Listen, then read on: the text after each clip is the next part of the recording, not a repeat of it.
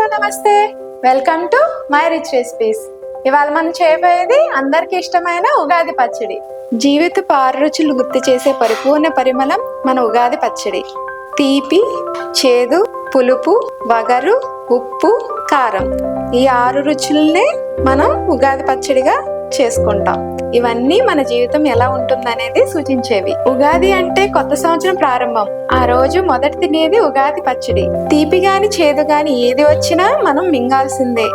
జీవితంలో అన్ని రకాల అనుభవాలు మనకి ఎదురవుతాయనేది జీవిత సత్యం. పాతకాలం పద్ధతుల్లో ప్రకారం అయితే ఈ 6 రకాలే వేసి ఉగాది పచ్చడి చేసేవారు. ఇప్పుడు కాలానుగుణంగా మొత్తం అన్ని మారుతూ వచ్చాయి.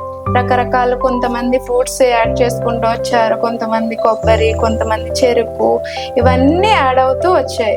ముందుగా దేవుడికి పెట్టే ప్రసాదం కాబట్టి మనం ఇదంతా చేసుకుందాం. ఇంటిల్లిపాది ఇష్టంగా తినే ఉగాది పచ్చడి కొంచెం ఎక్కువగానే చేసుకుంటాం కదా. సో 100 గ్రామ్స్ చింతపండు తీసుకుని కొద్దిగా వాటర్ పోసుకుని నానబెట్టుకోవాలి.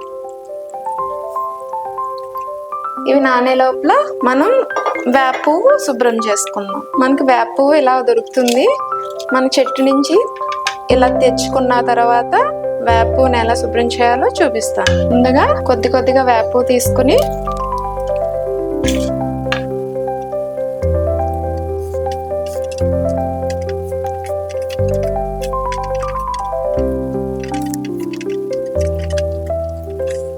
ఇలా నలిపేసుకోవాలి.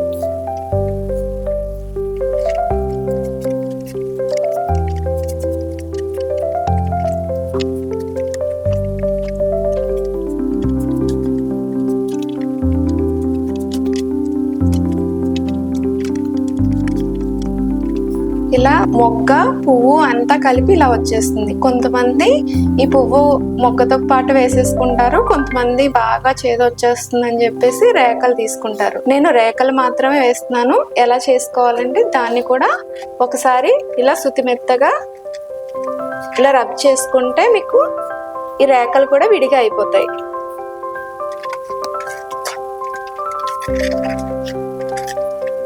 కొత్తగా చేసుకునే వారికి ఈజీగా చూపిస్తున్నాను. ఇలా తీసేసుకోవాలి రేకలని. ఇప్పుడు ఇలా అయినా రబ్ చేసుకున్నాక రేకలు విడిపోయాయి. ఇప్పుడు మనం దీన్ని సపరేట్ చేసుకుందాం. మొగ్గని రేకని సపరేట్ చేసుకుందాం.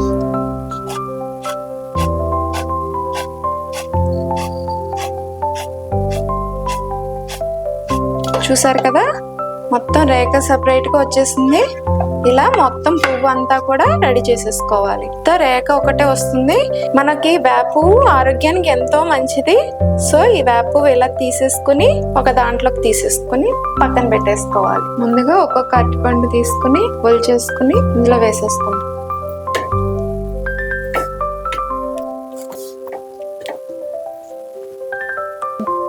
ఇలా అరటిపళ్ళన్నీ వేసుకున్నాక ఒక్కసారి వీటిని కొద్దిగా స్మాష్ చేసుకుందాం.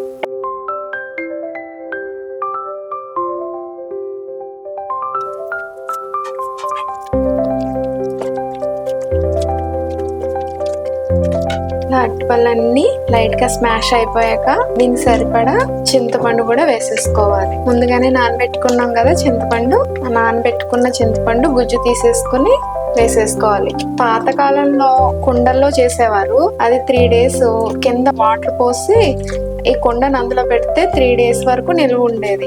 ఎందుకంటే చేయి పెట్టేవారు కాదు, చింతపండు బెల్లం సమానంగా వేసేవారు. ఆ చింతపండు బెల్లం వల్ల ఇది పాడవకుండా ఉండేది. చల్లగా ఉండడం కోసం కింద వాటర్ పోసి దాని మీద మనం తయారు చేసుకున్న ఇలాంటి మట్టి కుండ పెడితే మనం పాడవకుండా 3 days అయినా ఉండేది. చక్కగా తినేవారు. 1 cup వరకు ద్రాక్ష పరుపు. మనం వీటిని స్మాష్ కావాలంటే చేసుకోవచ్చు, లేదంటే ఇలాగా వేసేసుకోవచ్చు. ఇందులోనే 1 cup వరకు దానిమ్మ గింజ జస్ట్ మనం మిక్స్ చేసుకోవడమే. 1/2 cup చిరక ముక్కలు. మీకు ఇష్టం ఉంటే వేసుకోవచ్చు, లేదా ఆప్షనల్ అండి. ఇది వేసుకుంటే వేసుకోవచ్చు, లేదా మీ ఇష్టం. 1/2 cup వగరు కోసం లేత మామిడికాయ ముక్కలు. 1 cup యాపిల్ ముక్కలు కట్ చేసేసుకుని వేసేసుకోవాలి. ఇవన్నీ ఒకసారి బాగా కలిపేసుకోండి.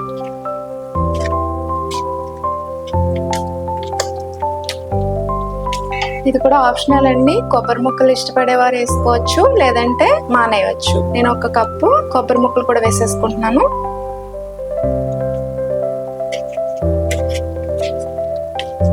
ఇందాక చింతపండు నానబెట్టి పెట్టుకున్నాం కదా, అది 1 కప్ వరకు చింతపండు గుజ్జు కూడా వేసేసుకోవాలి. ఇలా చిక్కగానే తీసుకోవాలండి చింతపండు గుజ్జు, లేదంటే పల్చగా అయిపోయి ఎక్కువ రోజులు నిల్వ ఉండదు. ఇప్పుడు బెల్లం వేసుకుంటే ఈ చింతపండు గుజ్జుతో పాటు అది కూడా కరిగిపోతుంది. మన స్వీట్ కి సరిపడా దీంట్లో మనం చింతపండు ఎంత వేసుకున్నామో అంత బెల్లం పడుతుందండి. 100 గ్రామ్స్ వరకు మనం చింతపండు వేసుకున్నాం కదా, 100 గ్రామ్స్ వేసుకోవచ్చు, లేదా 150 గ్రామ్స్ వరకు బెల్లం వేసుకోవచ్చు. ఈ మామిడి ముక్కలు, చింతపండు వీటన్నిటికి సరిపడా బెల్లం వేసుకోవాలి. కారం కోసం మిరియాల పౌడర్. కొంతమంది కారం వేసుకుంటారండి. కొత్త చింతపండు కొత్త కారం వచ్చాక ఉగాది వస్తుంది కదా, అవి కొత్త వేసుకుంటారు. యాక్చువల్ అయితే మిరియాలే మనకి ఫస్ట్ లో కారంతో సమానంగా ఉండేది. సో మిరియాలే ఎక్కువగా వాడేవారు. పాతకాలం పద్ధతిలో మనం కొద్దిగా వేసుకొని కొద్దిగా పచ్చిమిర్చి వేసుకుంటున్నాం. మీకు కావాలనుకుంటే కారం వేసుకోవచ్చు.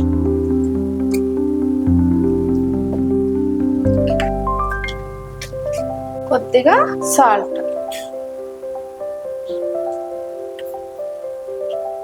లాస్ట్ లో చేదు, మనకు కావాల్సిన వేపువ్వు రేకులు, అవి కూడా మనకి ఎంత కావాలంటే అంత వేసుకోవచ్చు.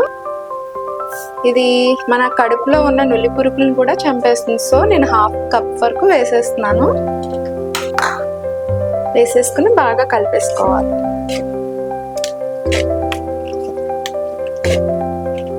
ఇది కూడా ఆప్షనల్ అండి, నచ్చిన వాళ్ళు వేసుకోవచ్చు. కానీ వేయించిన శనగపప్పు చాలా మంచిది, వేసుకుంటే మధ్యలో తగులుతూ చాలా టేస్ట్ ఇస్తాయి. ఇది 1 కప్ ఇలా వేసేసి బాగా కలిపేసుకోవాలి. చివరిగా జీడిపప్పు.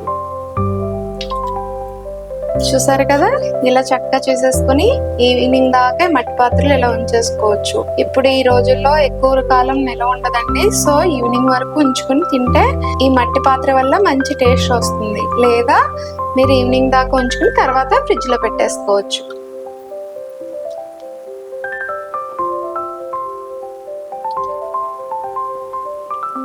చూసారు కదా, మన షడ్రుచుల సమ్మేళనంతో కూడిన ఉగాది పచ్చడి. మీకు ఉగాది పచ్చడి నచ్చినట్లయితే లైక్ చేయండి, షేర్ చేయండి, కమెంట్ చేయండి, సబ్స్క్రైబ్ చేయడం మాత్రం మర్చిపోకండి.